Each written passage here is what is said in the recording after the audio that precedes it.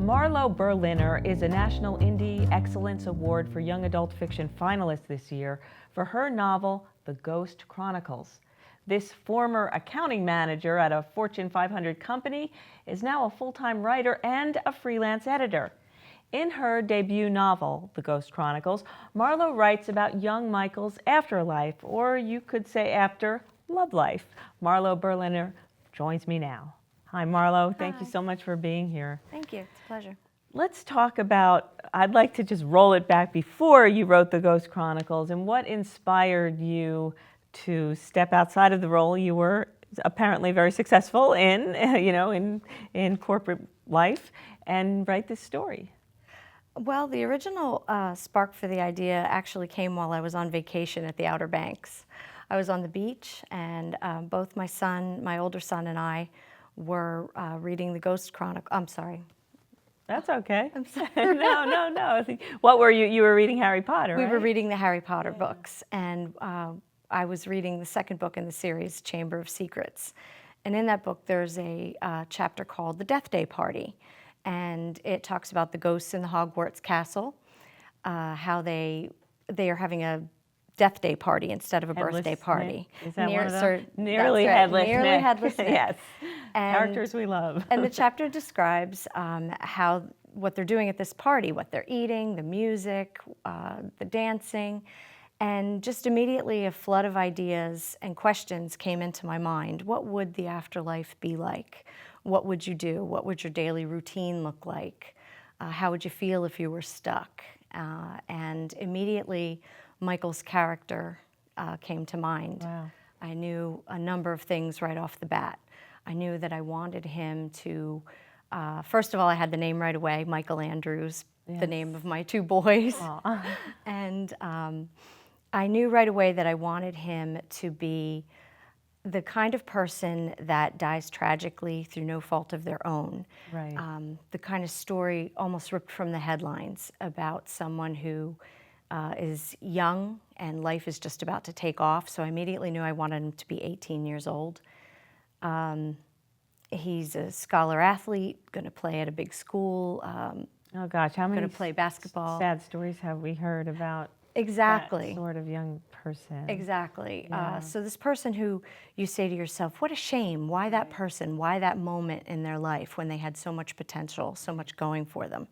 So immediately this was what came to mind, and I just felt very driven to write this story.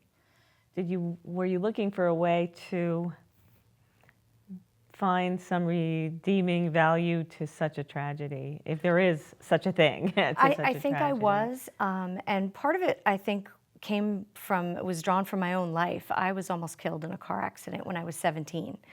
And again, it was a car accident through no fault of my own. It was the other guy's fault. Were you driving? I was driving. Wow. I was driving, and he hit me essentially head on and hurt my back. But it could have been much worse. I just happened to be in a very big car. But I had to wear a back brace for the entire rest of my senior year. I think I was allowed to take it off shortly before the prom. So that was what was on my mind, I think. That what if question. What if I had something like that had happened to me? And immediately I knew I wanted it to be a story of great hope for anyone who's lost someone tragically, particularly someone young. And that was what really drove me to work on the story and not let it go. So Michael is still Michael after his death, and at the center of the story, I believe there's a love story dynamic, right? There is, yes. Tell me about that. Well, at first in the story, Michael is, I like to say it's the paranormal discovery of the 90s movie Ghost meets the forbidden romance of Twilight. It reminded me of sort of the Twilight that, loving so much, but anyway, I'll let you. It's forbidden love. Yes, forbidden love. So in the beginning of the book, he's lost, he's angry about what's happened, and he doesn't quite know how to be a ghost. So that's the paranormal discovery part. But then he does meet the ghost of a girl who died just as tragically as he did, Sarah. And she is actually inspired by a true haunting at the Angel of the Sea Really? in Cape May, New Jersey, yes. Wow, so that's a bed and breakfast, right? Yes. Angel of the Sea. Yep, Is it's it very oceanfront? famous. It is. It's Yeah, a yeah. very famous bed and breakfast. Absolutely. It's been named one of the top bed and breakfasts in the country. Oprah named it as one of her top 10 vacations in Wow. the world because she's stayed there. But so he meets the ghost, Sarah's ghost, and they hit it off and fall in love. But they find out that love in the afterlife is forbidden, for it may keep one or both of the souls bound to earth for longer than they should be. So it becomes the ultimate, should I stay or should I go? If he finds a way out of the afterlife, now does he want to go? So my log line is, can Michael get to heaven before the devil gets him first?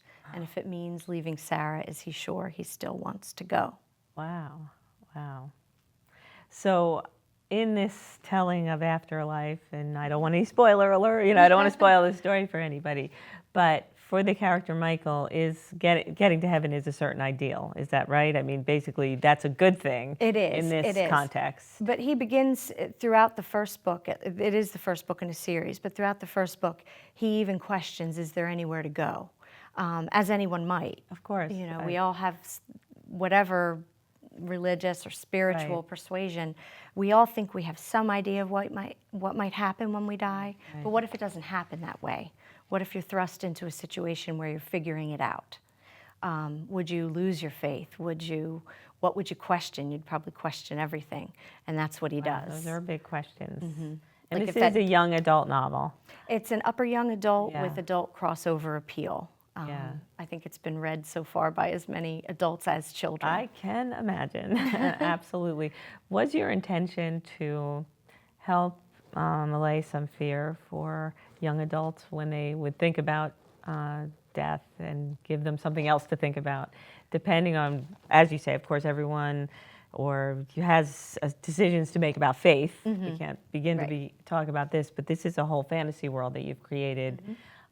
Was that part of your inspiration? Definitely. I think that's why the story wouldn't let me go. Many times it took a long time to write. How long? Well, I had the initial idea in 2007, but I didn't start seriously writing it till 2009, when I joined some writing organizations and learned what I didn't know about craft and the business side of publishing. At the urging of a friend who said, you need to join New Jersey romance writers, because I had mentioned to her that I was thinking of that. Did you see it as a romance right away? Or? No, I didn't. Yeah. That actually came after I stayed at the Angel of the Sea. My husband and I were there for our anniversary, and we were waiting for breakfast one morning. It is a bed and breakfast, so we were waiting, and we were just milling about the lobby, and my eyes fall on this book that says Cape May Ghost Stories. And we had been on a walking ghost tour. A lot of the places down there are rumored to be haunted. They all have their own stories. Very interesting stuff, good story fodder. So I pick up this book, and I've always kind of been interested in the paranormal and anything mysterious, otherworldly, always had my attention when I was a young girl. I gravitated towards those books. Right. So I picked up the book, and lo and behold, there's a story in there about the Angel of the Sea, right where we're staying. And That's Sarah? Right, and that's Sarah's story. And it was about how she died and who she was. And immediately after I read it, I knew I wanted to make her part of the story. What was it about the real story of the ghost, or I'm not saying ghosts are real, but about Sarah, or at least the legend of Sarah, that grabbed you? What grabbed me was that it was very much how I had envisioned Michael. I was about a third of the way writing Michael's story, and the story needed something more, but I didn't quite know what that was until I read Sarah's story, and then I immediately knew. Her story, which is true, was that she was an Irish exchange student. She was rooming at the Angel of the Sea because it was under renovations. So they were giving these exchange students rooms on the cheap. So she was staying at the Angel of the Sea, but working at the nearby Christian Admiral Hotel, which was run by a man by the name of Reverend McIntyre. Well, Reverend McIntyre was a stickler for all of his employees, especially the girls going to church. So she left her shift at the Christian Admiral with the intentions of going back to her room, showering and changing for church. When she got back, she realized she had left her keys at work. So now she was in a quandary. She couldn't find anyone to open her room. The place was under renovations. Right. And she decided to take it upon herself, or she was going to be late for church. So she decided to take it upon herself to crawl out a window at the end of the hall. And her window to get into her bedroom was close by. So she thought, well, just shimmy along this ledge and get in through the window. Well, she got so far. No, it didn't work out so well. She went to, apparently they say she tried to rip the screen. She realized that there was a screen covering the window, and she went to pry it off. It popped off in her hands, apparently, and she tumbled to her death. So here was a girl on her way to do, to go to church, for heaven's sakes. To do the right thing. To do the right thing. Right. And, 18 years old. The newspaper stories differ. Some say she was 18, some say she was 19, but right in that same age that I had envisioned Michael's character. And I thought, boy, this is just too perfect. I was going to say, how excited were you to get back to writing when you discovered that connection? Very excited. Yeah, well, you had me very spellbound by Sarah's stories. I can only imagine the power of your Ghost Chronicles. How is it to have this life change, to have the success of this novel, and to be now, I'm a full-time writer, and I only have 30 more seconds with you to hear about this. But go ahead. It's made it very rewarding every time I get an email from a fan. It's just fantastic. It makes all the hard work that I put into the book worthwhile. And it's hard work. Oh, yes. There's nothing about publishing that's easy. Wow. From the writing to the submitting to finally getting it published, and then the publicity surrounding the book. My goodness. Well, I thank you so much for coming on, and I congratulate you. Keep writing. It sounds great. We'll be looking forward to your sequel. Is that what you're working on now, to the Ghost Chronicles? And I thank you again. October. All right, that's great. Wow, October is a good month for that, yes, right? For sure. Thank you again, Marlo, and thanks to Wallace Strobe, and thank you for joining us for The Spark. I'm Marie Denoya Aronson. See you next time. The Spark is produced at Riverview Studios, an award-winning digital video production facility, creating programs to help clients motivate, educate, and inform their audiences. Closed captioning provided by Ryan James Agency. Full service in digital advertising. Strategy and creative with gusto. Relentless about results. Find them at ryanjamesagency.com. To contact The Spark, you can email us at thesparktelevision@gmail.com.